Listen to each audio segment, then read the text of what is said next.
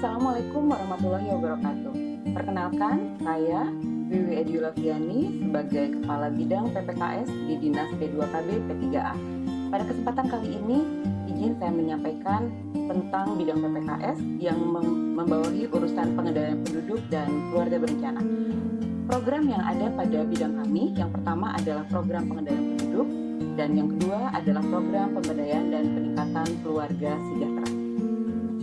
Isu strategis yang ada di bidang kami, yang pertama adalah tentang pengendalian kuantitas penduduk, kemudian yang kedua peningkatan kualitas penduduk, ketiga pembangunan keluarga, keempat penataan, persebaran dan pengarahan mobilitas penduduk, kelima penguatan tata kelola administrasi kependudukan, dan yang keenam satu data menggunakan data hasil PK21, Sensus Penduduk, SDKI, dan Susenas. Dari isu strategis yang tadi sudah saya sampaikan, terdapat berbagai tantangan kebijakan yang terkait dengan program pembangunan keluarga, yaitu Bangga Kencana. Yang pertama, kita ketahui bersama bahwa masih adanya pernikahan usia muda. Kemudian yang kedua, masih tercatat adanya ancaman-ancaman dengan munculnya kasus-kasus stunting di kota kita.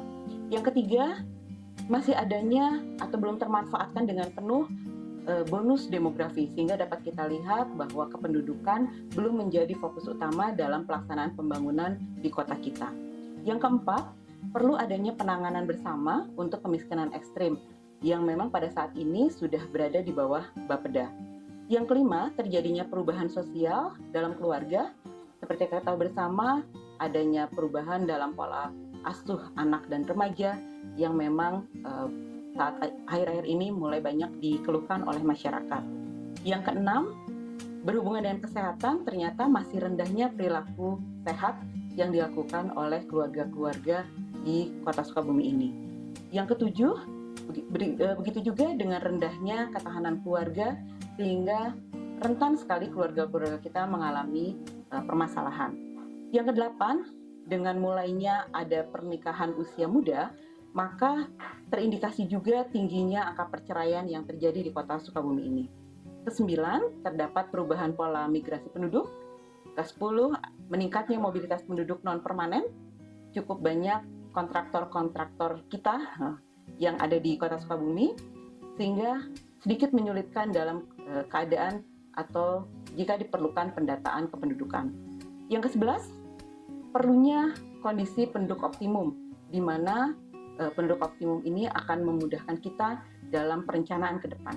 Ke-12, belum terintegrasinya data kependudukan di tingkat kelurahan, dan yang terakhir masih rendahnya kepemilikan Adminduk.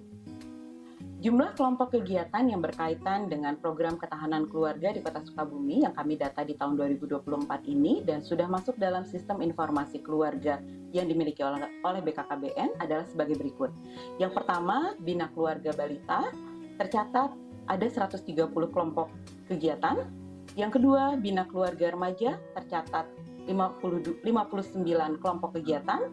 Bina Keluarga Lansia 104 kelompok kegiatan. UPPKA tercatat 168 kelompok kegiatan dan PIKR tercatat 66 kelompok kegiatan. Di tahun 2023, kita memiliki beberapa capaian terkait apresiasi yang diberikan kepada mitra kami. Yang pertama adalah apresiasi Bina Keluarga Balita Terbaik Harapan 3 tingkat Provinsi Jawa Barat yang diperoleh oleh BKB Asterjingga Kelurahan Cipanengah.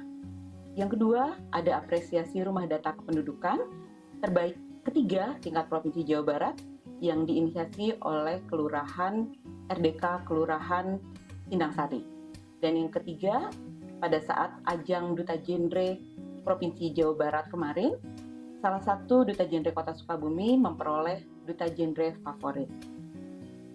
Untuk kegiatan tahun 2024, ada beberapa hal yang akan kita kerjakan. Yang pertama dari program pengendalian penduduk, yaitu kita akan melakukan review dokumen Grand Design Kepembangunan Kependudukan Kota Sukabumi yang akan kita jadikan dasar kebijakan pembangunan kependudukan di Kota Sukabumi. Yang kedua, kita akan melakukan MOU dan revitalisasi kembali Satuan Sekolah Siaga Kependudukan yang sudah pernah kita inisiasi tahun 2019 dan akan kita optimalkan kembali di tahun 2024 ini. Kemudian kita akan lakukan juga penyediaan dan pengolahan data kependudukan melalui kegiatan pemutakhiran data kependudukan atau PK24 dan Verival dari kegiatan tersebut. Berikutnya adalah pencatatan dan pelaporan data lapangan, baik data yang kita lakukan di poktan-poktan kita, begitu juga kegiatan yang kita lakukan di fasilitas pelayanan kesehatan terkait pelayanan keluarga berencana. Terakhir, yaitu pencatatan dan pelaporan data Bangga Kencana. Sedangkan untuk program Keluarga Sejahtera, yang pertama kita akan lakukan adalah optimalisasi Satya Gatra. Satya Gatra ini adalah bentukan atau perubahan dari yang kita sebut sebagai PPKS, Pusat Pelayanan Keluarga Sejahtera. Kita sudah membentuk 7 Satya Gatra di setiap balai penyuluh KB kecamatan, dan kita akan optimalkan di tahun ini. Berikutnya adalah pembinaan kelompok kegiatan ketahanan dan kesejahteraan keluarga. Tadi sudah saya sampaikan kita memiliki beberapa poktan atau kelompok kegiatan terdiri dari BKB, BKR, BKL, UPPKA, dan PIKR. Kita akan optimalisasi, kita akan lakukan pembinaan sehingga semua poktan tersebut bisa optimal. Berikutnya adalah pemantauan data dan informasi keluarga risiko stunting melalui tim pendamping keluarga. Tahun ini kita memiliki 266 tim pendamping keluarga yang kalau kita jumlahkan mencapai 798 orang kader yang akan melakukan pendampingan pada keluarga risiko stunting di seluruh kota Sukabumi. Kemudian yang terakhir adalah optimalisasi Bina Keluarga Balita Holistik Integratif Unggulan yang pada tahun kemarin 2023 sudah kita bentuk di BKB Alamanda 7A Kelurahan Situmekal. Untuk kegiatan tahun 2025, yang akan kita lakukan adalah pelatihan kader kelompok kegiatan ketahanan dan kesejahteraan keluarga atau POKTAN, atau kalau mungkin di masyarakat dikenal sebagai Tribina. Kita akan optimalkan sehingga peran keluarga akan lebih kuat lagi. Berikutnya adalah pelatihan sekolah siaga kependudukan. Revitalisasinya kita buat di tahun 2024 dan pelatihan-pelatihan terkait sekolah siaga kependudukan akan kita lakukan di tahun 2025. Selanjutnya adalah optimalisasi Satya Gatra atau PPKS tadi dan akan kita kolaborasikan dengan yang dimiliki oleh bidang P3A yaitu Puspaga Samarada.